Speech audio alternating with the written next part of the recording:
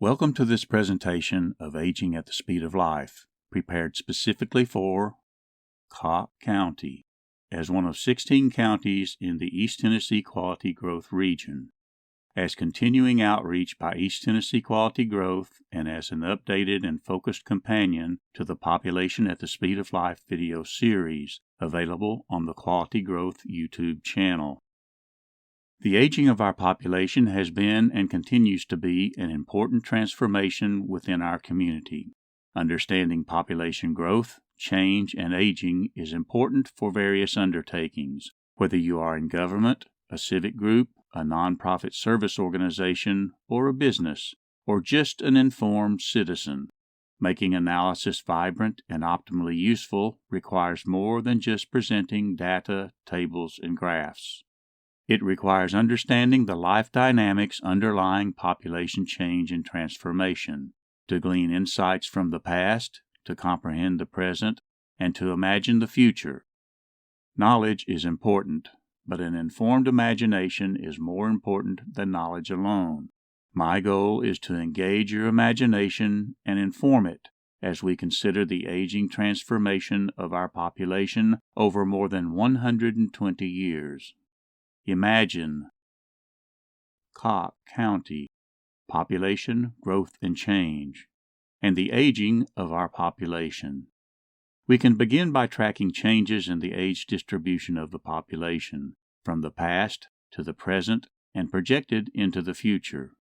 The distribution shows population count by 5-year age groups, from 0 to 4 years old on the left to 85 years old and older on the right.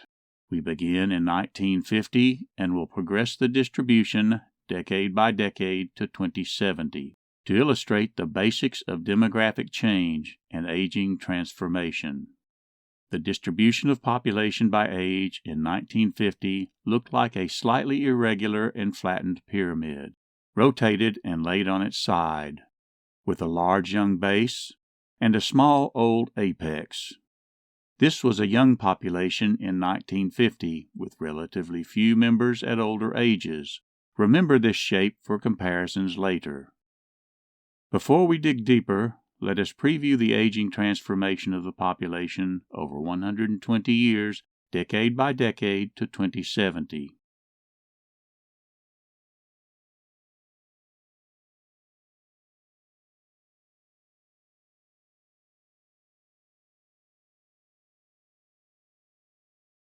Projected to 2070, highlighting the change from 1950 to 2070 and back to 1950. We are interested in the aging of the population into older adult or senior years. Thus, we need to define by age the senior population. The definition may be based on many factors and may vary by source, but usually follows traditional span of age 65 and older, consistent with the past norm for start of Social Security and Medicare benefits, and retirement from full-time workforce. In the following analysis, reference is made to various generations as markers in relation to the aging transformation of the population. This was the trend in U.S. births along with generations by birth year. The spans of older generations are fairly well accepted for the World War II GI or greatest generation, the smaller silent generation, and the much larger baby boom. However, the spans of newer Generation X, Generation Y, also called Millennials, and Generation Z are less settled. In particular, year boundaries and spans for Millennials and the following Generation Z were still being debated at the time of producing this video. Note that the millennial generation in blue is shown as a 21-year span to the year 2000. The usefulness of the year 2000 millennial marker to define a generation has come into question, and some argue that the span for the millennial generation should be closer to 16 years, still allowing for generational coming of age during the new millennium, but bringing Generation Z about 5 years further into the graph. Some would limit the span of Generation Z to about 15 years, to 2010, making the sequence of Generation X, Millennials, and Generation Z approximately the same spans. This adjustment is used in the analysis and narrative to follow, along with the partial emergence of a new generation of children that some are calling Alpha, born starting 2011 and still being born during production of this video. And for further context, a precedent lost generation born mainly prior to the turn of the century and whose members came of age during World War I. Approximate generation age groups were used to fit graphics of population characteristics by age for 5-year cohorts in the graphs to follow. Thus, graphic portrayal will be off by a year or two for the actual beginning and ending birth years of most generations. To track the transformation and aging of the population, we will use the baby boom as our main marker. Here, showing the leading edge born by 1950. As context, we will also identify the silent generation by S, the World War II GI generation by G, and the World War I lost generation by L. The GI generation and the silent generation were the parents of the emerging baby boom. In successive graphs, we will add generations X, Y, and Z as they emerge, and the new generation Alpha that is still being born during production of this video. We will age the graphs in 10-year jumps, consistent with the decennial census base of our historical data, available to 2010 at time of production of this video. From 1950, the graph ages 10 years to 1960, with the baby boom showing emergence of 15 years of its ultimate span of about 20. The emerging baby boom experienced high outmigration during the decade from 1950 to 1960, particularly as silent generation parents left the county along with their young children. By 1970, the baby boom was complete as the leading edge transitioned into young adult ages, still experiencing outmigration from 1960 to 1970. 1980 saw a slight jump in the baby boom, reflecting modest in-migration, mainly of young adults ages 30 to 34, from 1970 to 1980. The growth in overall population slowed from 1980 to 1990, with slight baby boom outmigration. The baby boom aged fully into adult status and reached the verge of middle age. The next decade from 1990 to 2000 showed strong increase due to in-migration, followed by strong in-migration increase the next decade from 2000 to 2010. The baby boom was then a mature population on the verge of entering senior years. Focus now on the senior years in 2010. The senior population showed increase from 1950 to 2010, due partly to more recent in-migration, but also due to aging of the 3 generations preceding the baby boom. The county was a moderate retirement destination, especially for the silent generation, and this boosted the senior population. The population was transforming to an older distribution even before the baby boom aged into senior years. Note that continued age-specific, mixed positive and negative, minimal to moderate migration forms part of the assumptions for population projections to follow.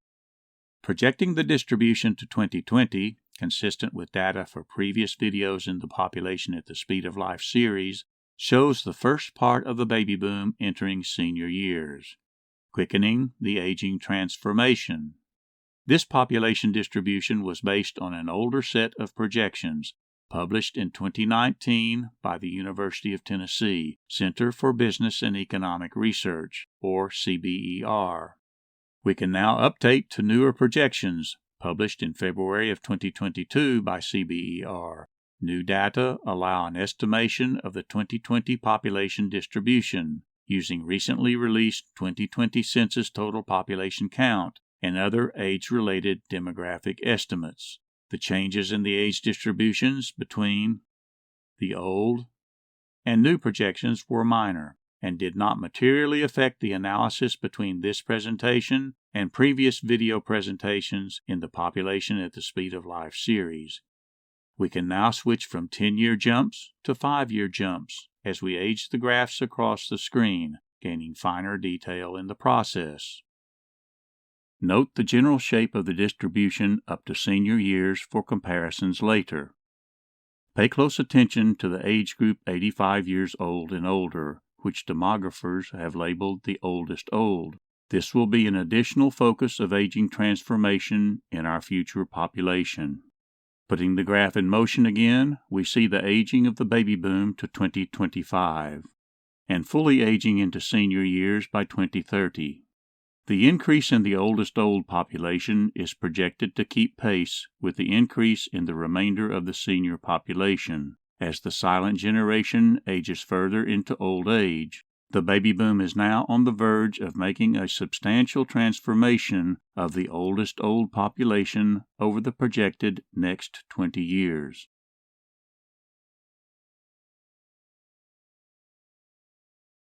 To 2050. The baby boom continues to form the leading edge of a transformation to a much older distribution. Over the same period, the remainder of the senior distribution is projected to increase unevenly as the population immediately leading up to senior years decreases, with Generation X and the leading edge of Generation Y entering ages 65 and older. Over the projected next 20 years, the oldest old population will increase with aging of generations X and Y, at the same time that the baby boom will reach full extent of lifespan and pass from the population.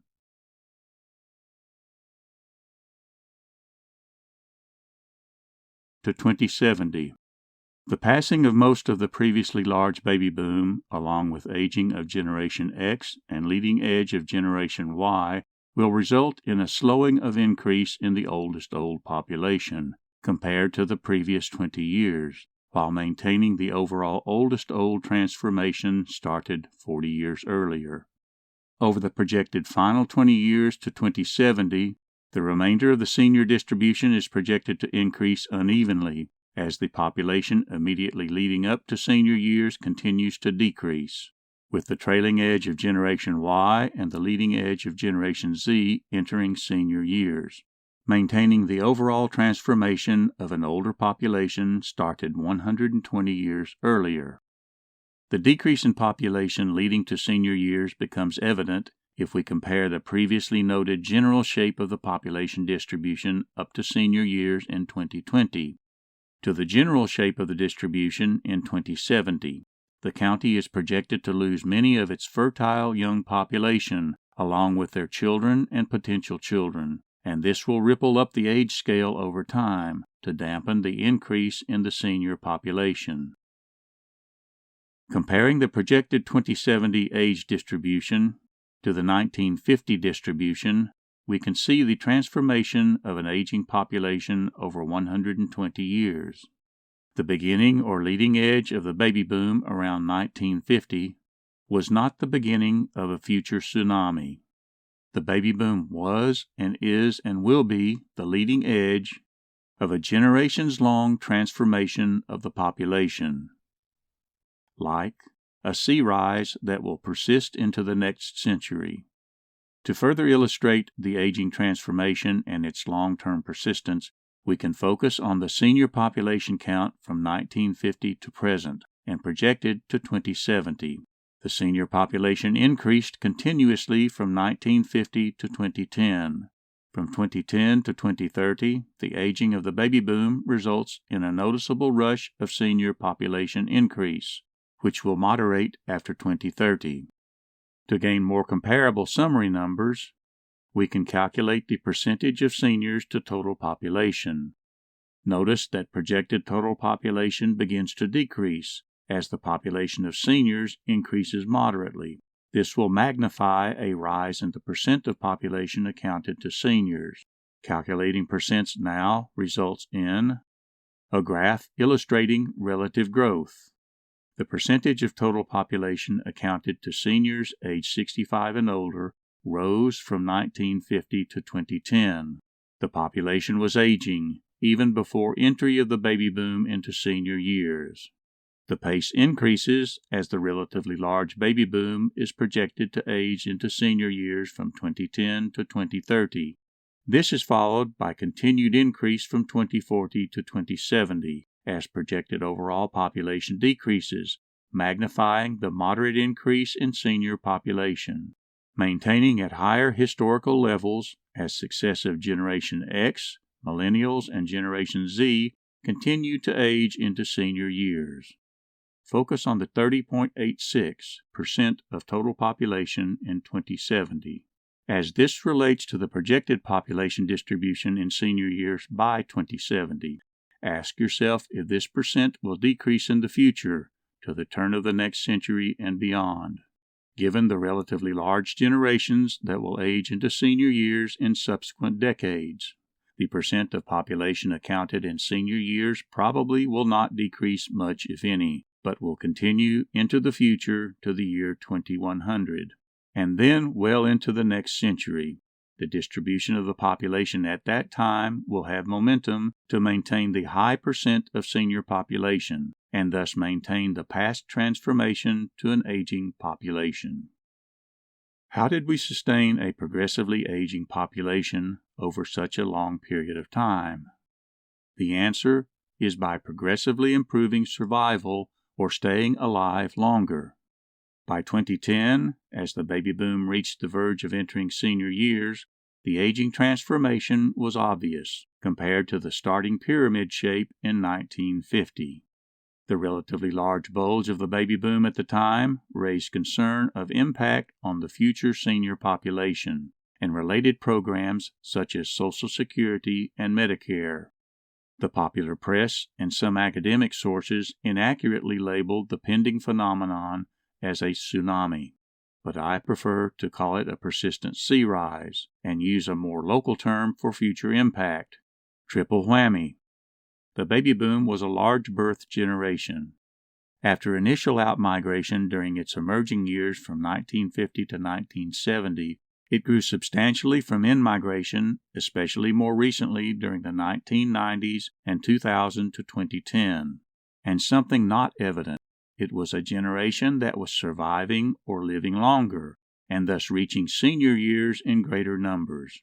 This last leg of the triple whammy may be the most important factor transforming population distribution by age from the past and into the future. To facilitate consideration of this important factor, we use a series of U.S. survival functions from 1900 to 2000. The initial graph portrays expected survival of a cohort born in a given year, here 1900, assuming the death rates by age at the time. In reading the graph, the numbers reflect percent of total population expected to survive by year of age. As example, in 1900, you would expect 80% of the babies born would survive to age 5. That means that you would expect 1 in 5, or 20% of babies born in 1900, to die before age 5. The graph is essentially the inverse of the death rate. Jumping now to the year 2000, we see a great leap of improvement to less than 1 in 100 deaths by age 5, from expected 1 in 5 deaths in 1900. Most of the improvement in survival happened from 1900 to 1950, especially for the younger population, and most of that was due to the dramatic increase in survival for the population younger than 5 years. There also was a cumulative improvement of survival across all ages, such that a Generation Z baby born in the year 2000 could expect to greet a near 100% year-to-year survival well into its adult life, and expect its cohort to survive to age 50 and older in high numbers. At the other end of the graph, the improvement in survival for the oldest old progressed apace, starting in 1900 with a low survival of about 6% at age 85, and showing substantial increase by 2000 to an expected survival of about 35%. This was part of the larger improvement in survival for seniors 65 and older, with expected survival to age 75 increasing threefold, reaching approximately the average life expectancy in 2000. Life expectancy showed a long-term improvement and increased by more than 30 years from 1900 to 2009, to shy of 80 years old, as the baby boom was on the verge of entering senior years. Ancient text describes the situation fairly, with range of expected life from 70 to 80 years, with certain challenges in the interim. Remember labor and sorrow for future reference, from words written about 3,000 years ago. However, other ancient text provides a different perspective, beginning with a statement that fairly reflects the present situation of low infant mortality and longer life into older age for most adults, but raises the bar for ideal life expectancy to 100 or more. Assuming successful breakthroughs in medicine and aging research and improved well-being in the future, we may be on the cusp of that ideal. And some speculate that many in the youngest generations present and being born today may routinely live to 100 or even 120 years old. Not only would this maintain the transformation of our aging population, but also may intensify it in the future. Let us now tie things together and exercise our imagination. Imagine generations connected, with each older generation improving well-being and survival, and improved well-being and survival progressively greeting each new generation. We start with the survival curve for 1900 and overlay generations of interest at the time.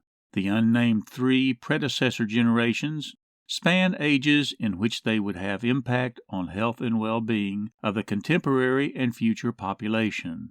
The named lost generation was too young to have much impact at the time, but would come of age during World War I to take their literary moniker and impact in the next century. Let us now fast forward 50 years to find the predecessor generations aging out of high-impact years by 1950, with the lost generation in their prime, along with the GI or World War II's greatest generation, and the early years of the silent generation that would come of age at the end of World War II and shortly after. Over 50 years, these generations, from predecessor 1 to silent 6, were instrumental in the big jump in survival to 1950, which greeted the baby boom. The accomplishments of at least 6 previous generations boosted the health, well-being, and survival chances of the large new generation being born around 1950. In recognition of improved health and longevity, let us expand the high-impact years to age 85, and again fast forward another 50 years. By the year 2000, the first 3 predecessor generations passed off the graph. The lost generation and the leading edge of the GI generation aged through and out of high-impact years. The silent generation, the baby boom, and Generation X aged into their prime high-impact years. These generations built on the improvements from previous generations and improved by another 50-year increment the health and well-being and survival of the population that greeted the emerging Generation Z. Let us again recognize the improvement in health and longevity and expand the high-impact years to age 90. And let's project to get more recent, to 2020. In recognition of recent activism that focuses on the awareness of youth for their own well-being and probable improvements in survival and longevity at older ages, we can expand the years of impact to encompass ages 15 to 95 and include much of Generation Z, Millennials or Generation Y, Generation X, the baby boom, and the silent generation, all of whom stand to improved well-being of the contemporary population and the well-being of generations to come. We can get a sense of the generational relationship by overlaying the first generations present 120 years prior in 1900. In relation to the baby boom, the links between health and well-being and improvement to survival spanned at least 7 generations.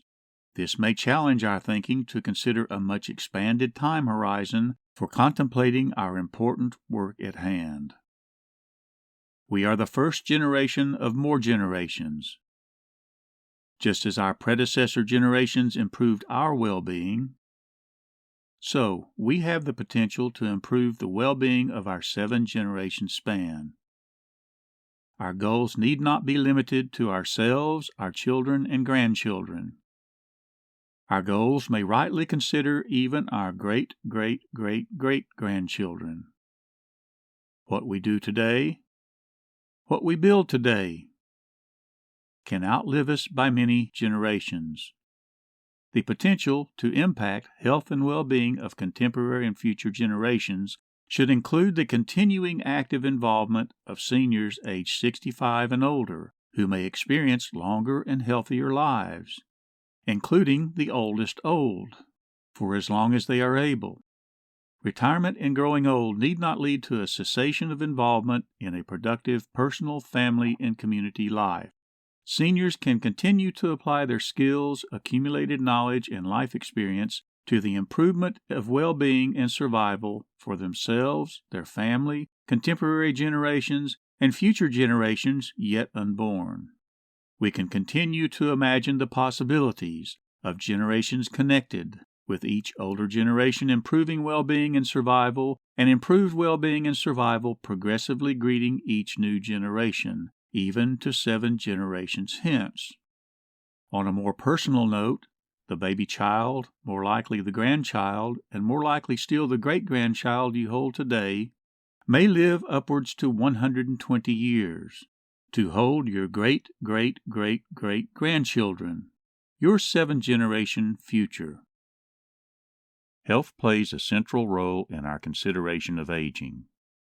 Health is important in sustaining survival and lifespan, and is thus important in the life dynamic of population growth and aging.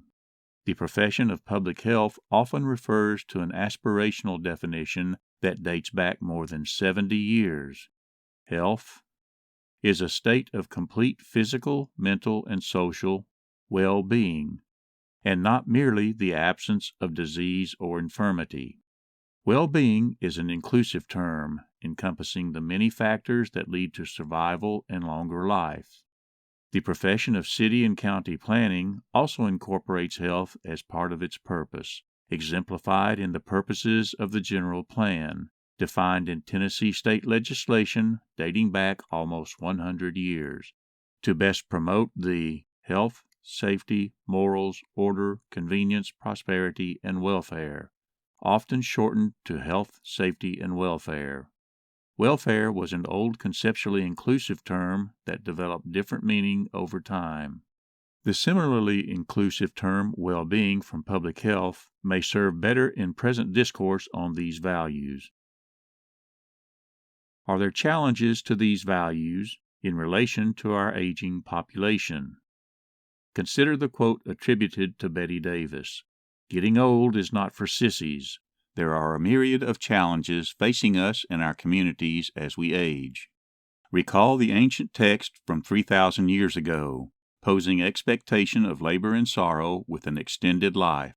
That context, similar to present-day life expectancy between 70 and 80 years, probably did not envision the probability that children being born today may live beyond 80 years to 100 or 120 years old.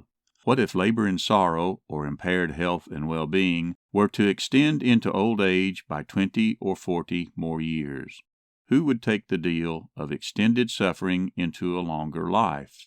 Our hope is that there may be many advancements in medical science on the horizon that can compress labor and sorrow into older ages, thus extending the span of a long and healthy life. But still, as we age, physical changes may intensify and accumulate to a point that our health and even our life expectancy may become challenged. This may be especially true for Tennessee. Tennessee and many other southern states fall below the national average for life expectancy. Tennessee ranks down 45 out of 50 states. Reduced life expectancy is related to incidence of obesity and inactivity. Obesity and inactivity are linked to higher incidence of serious diseases, often associated with a cluster of conditions termed metabolic syndrome, that can lead to earlier deaths and thus lower life expectancy. The incidence of obesity in Tennessee showed a dramatic shift over the years, being less than 10% of the population in 1985 jumping to greater than 30% by 2010. Some call this an epidemic that is adversely affecting the health of a large portion of the population.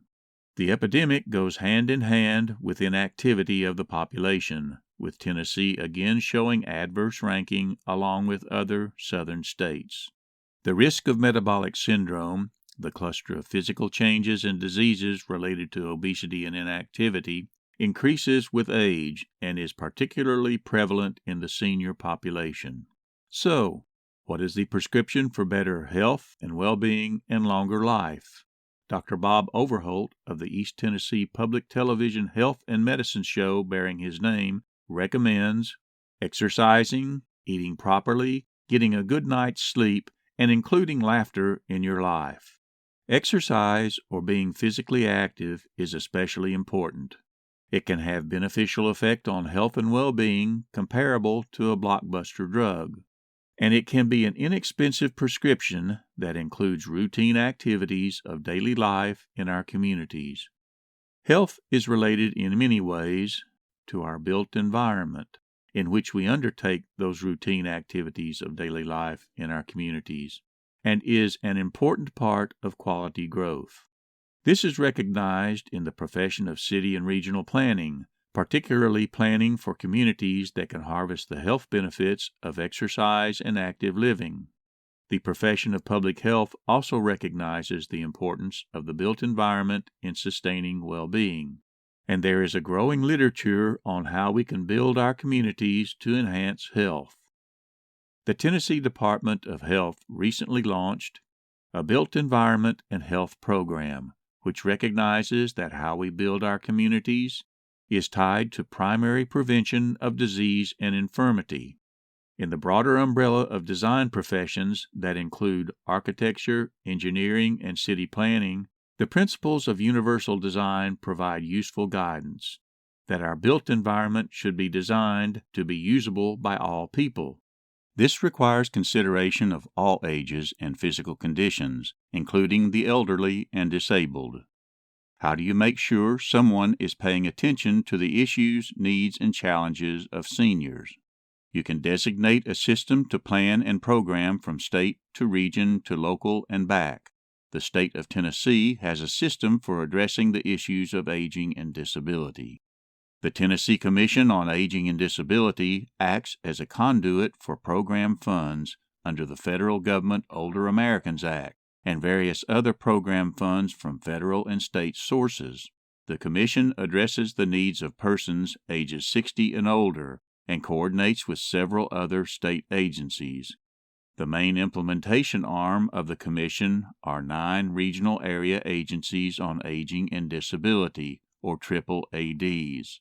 The AAADs plan a system of services within their region based on state allocation of funds.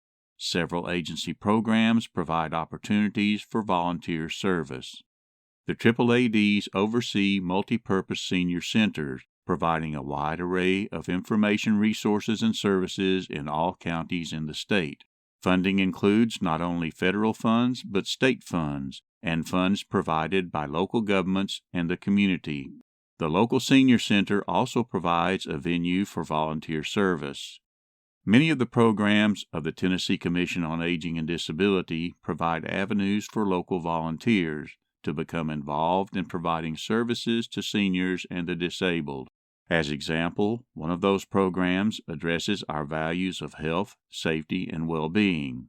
The SAIL program, or Staying Active and Independent for Life, promotes health through exercise, with focus on safety through balanced training to reduce fall risk, and supports well-being by enhancing ability to age in place at home. With coverage unique to East Tennessee, the East Tennessee AAAD works in tandem with county-level offices on aging. The local offices on aging act as adjunct points of entry to agency programs and services, and often act as direct program service providers under contract with the AAAD. The local offices provide opportunity for local volunteer service. The local offices on aging may also act as a resource for innovation. For example, the Blount County Office on Aging undertook a community outreach that included identifying priority issues with aging in the community. The top priority from the outreach process was transportation. The Office on Aging then formed a Senior Advisory Council to formulate a local program of volunteer drivers using their own vehicles, serving the door-to-door transportation needs of seniors who are not able to drive. The program offers an avenue for abled adult and senior volunteer drivers to provide rides to less abled seniors.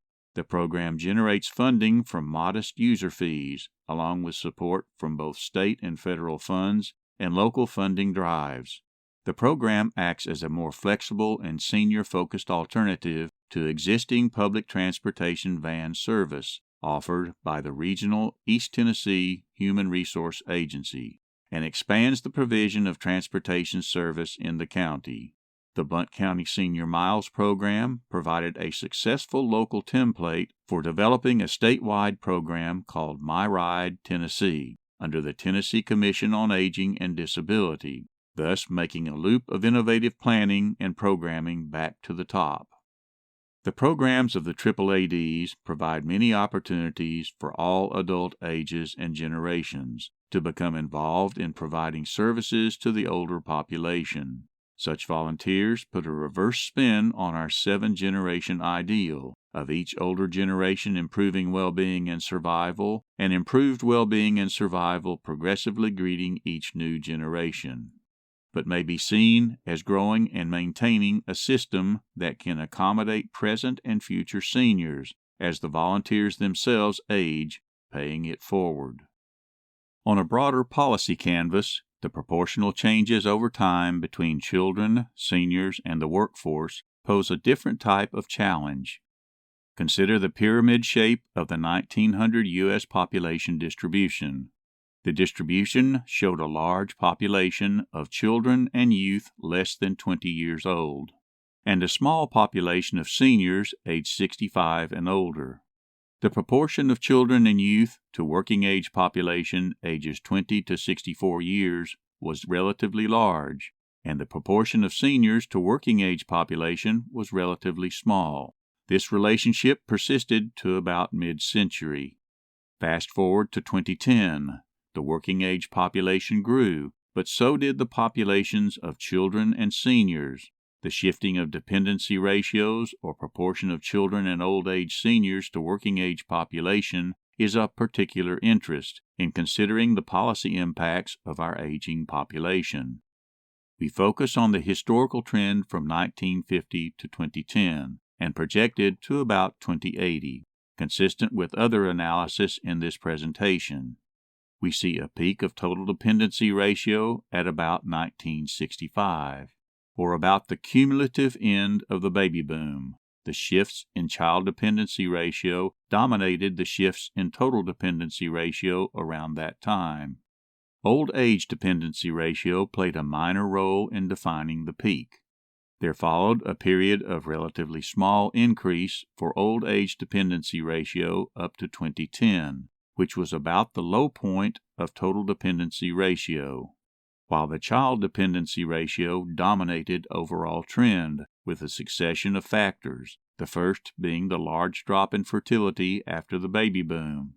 Even with the large drop in fertility, the overall number of babies and children again began to increase with aging of the baby boom and Generation X into fertile years, which paralleled an increase in the workforce, also associated with the aging of the baby boom and Generation X, and this helped stabilize the child dependency ratio for a while. Births then peaked and began to drop, along with a return to falling fertility rate. The child dependency ratio thus again dominated the trend in total dependency, as old age dependency remained a minor driver of trend up to about 2010. The projected child dependency ratio then levels out and becomes a very minor factor in changing overall trend after 2010, but still tracks above the old age dependency ratio. By 2010, the baby boom had aged into mature years and was thus on the verge of entering old age. As the baby boom entered old age, the projected old age dependency ratio begins to rise steeply, and old age dependency dominates the trend in total dependency. Following full aging of the baby boom into senior years and the subsequent aging of generations X, Y, and Z, the projected rise in old age dependency ratio moderates, but still dominates the trend in change of total dependency. Notice that old age dependency is projected to approach but not overtake child dependency.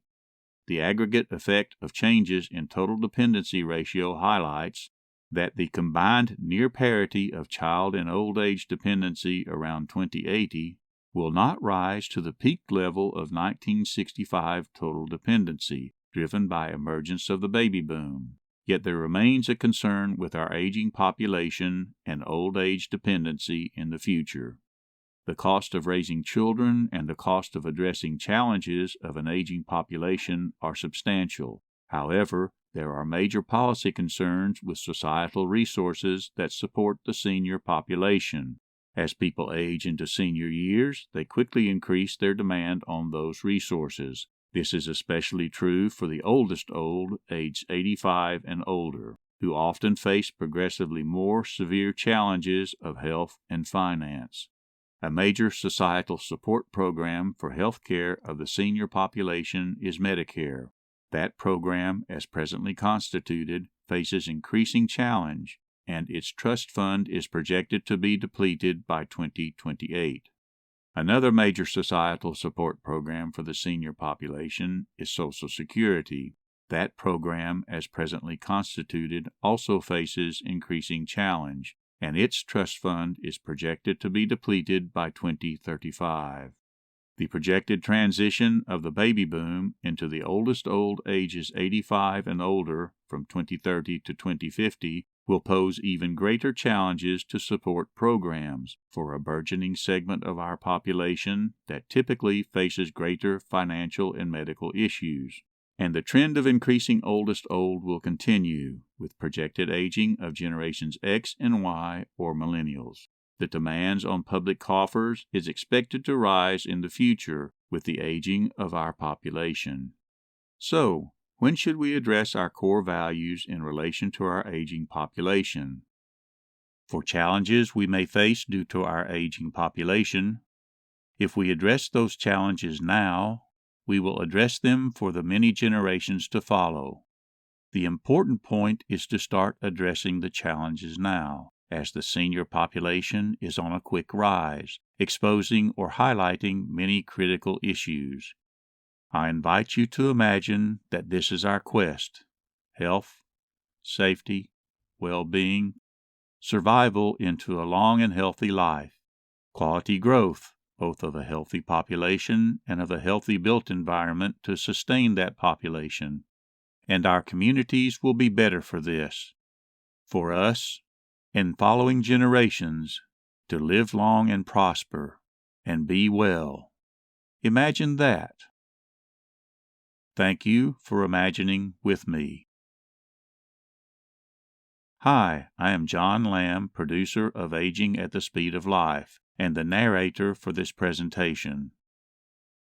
I am retired after almost 22 years as Blount County Director of Planning, and I continue activity in local groups addressing the issues of aging and health.